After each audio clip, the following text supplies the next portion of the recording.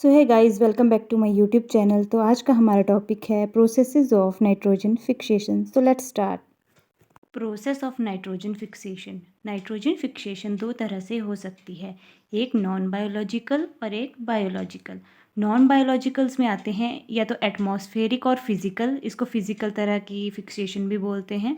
Second one है industrial nitrogen fixation. Biological दो तरह की होती है, asymbiotic and symbiotic nitrogen fixation. So इस वीडियो में हम नॉन बायोलॉजिकल नाइट्रोजन फिक्सेशन के जो टाइप्स हैं इनको हम अच्छे से कवर करेंगे। सबसे पहले आएगी एटमॉस्फेरिक और फिजिकल नाइट्रोजन फिक्सेशन। ये थ्योरी है, जब मैं आपको रिएक्शन के बारे में बता दूंगी तो आपको ये खुद ब खुद समझ आ जाएगी। तो इसमें क्या होता है, जो एटमॉस्फेयर में नाइट्रोजन मॉलिक्यूलर फॉर्म में प्रेजेंट होती है N2 के फॉर्म में, जो कि प्लांट उसको ऐसे रॉ में नहीं ले सकते, तो इसलिए इसकी फिक्सेशन ज़रूरी होती है।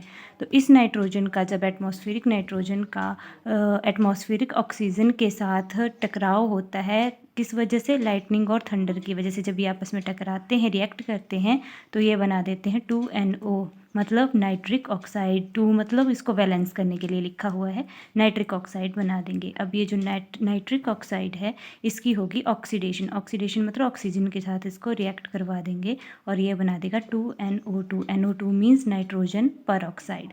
फिर क्या होगा, जब लाइटनिंग और थंडर के बाद रेन के टाइम पे क्या होगा, रेन के टाइम पे क्या होता है, तो ये रेन वाले की थ्योरी है। अब हम सीधा रिएक्शन देखते हैं। जो ऊपर बना था NO2 नाइट्रोजन पर ऑक्साइड, वो रेन के टाइम में क्या होगा, रेन के वाटर के साथ रिएक्ट करेगा और बनाएगा नाइट्रस एसिड HNO2 और नाइट्रिक एसिड HNO3।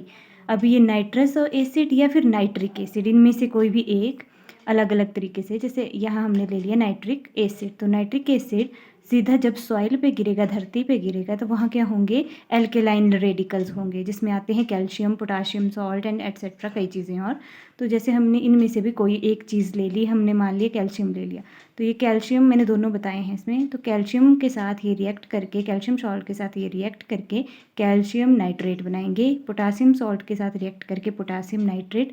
अगर हम HNO3 की जगह HNO2 लेते यहाँ और उसको कैल्शियम और पोटासियम सॉल्ट के साथ रिएक्ट करवाते, तो वहाँ कैल्शियम और पोटासियम नाइट्राइट बनते, नाइट्रेट की जगह।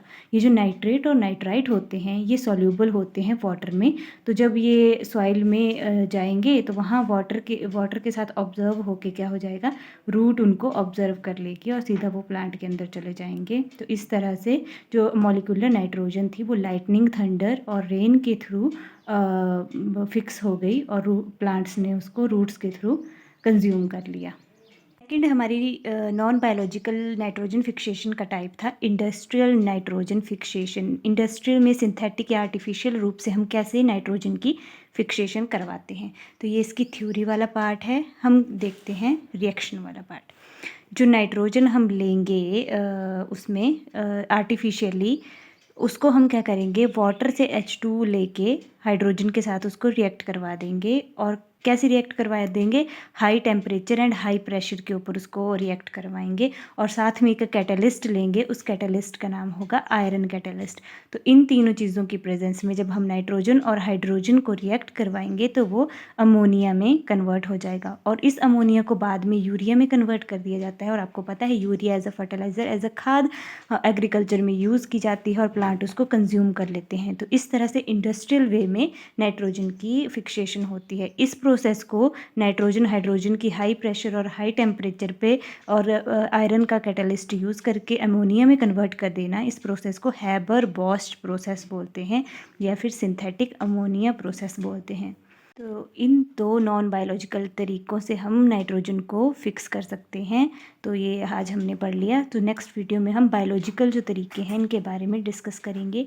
आई होप आपको ये वीडियो पसंद आई हो। अगर आपको ये वीडियो पसंद आई हो तो please like, share and subscribe to my channel, and thank you so much.